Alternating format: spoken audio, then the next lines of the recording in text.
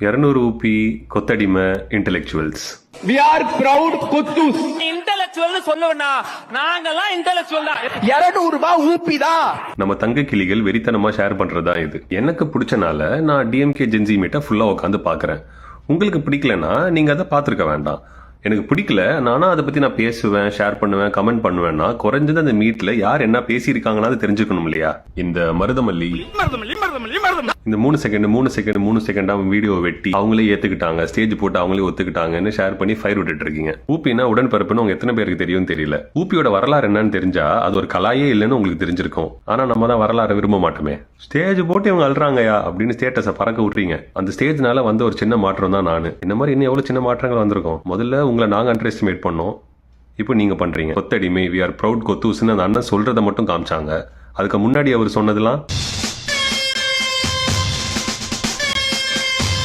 எல்லாரும் இல்ல. நாங்க டிஎம்கே பத்தி பேசுறதுக்கு அவங்க எங்களுக்கு இப்போ காசு கொடுக்கணும்னு அவசியம் இல்ல. காலகாலமா திட்டங்கள் மூலியமா ரொம்பவே கொடுத்துட்டாங்க. எங்களுக்கு இல்ல, நம்மளுக்கு இல்லையே. எந்த திட்டங்கள்னாலும் பயன்படலையே, அந்த திட்டங்கள்லாம் எனக்கு தேவையே இல்லையே அப்படின்னு நினைச்சீங்கன்னா வெரி சாரி.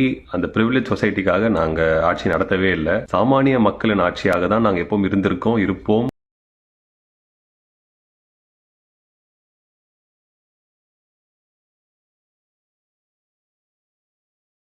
கலைஞர் கொண்டு வந்த டிரான்ஸ்போர்ட் கார்ப்பரேஷனால் முன்வந்த ஒரு குடும்பத்திலிருந்து அவரால் கிடைத்த பஸ் பாஸை பயன்படுத்தி பயணம் செய்த நான் இன்று மாஸ்டர்ஸ் முடித்து வேலை செய்ய யுஎஸ் வரை பயணம் செய்திருக்கிறேன் என்றால் என் பயணத்தில் பெரும் பங்கு திமுகவுக்கும் உண்டு. நன்றி மறப்பது நன்றன்று, நன்றல்லது அன்றே மறப்பது நன்று சொன்னது திருவள்ளுவர்.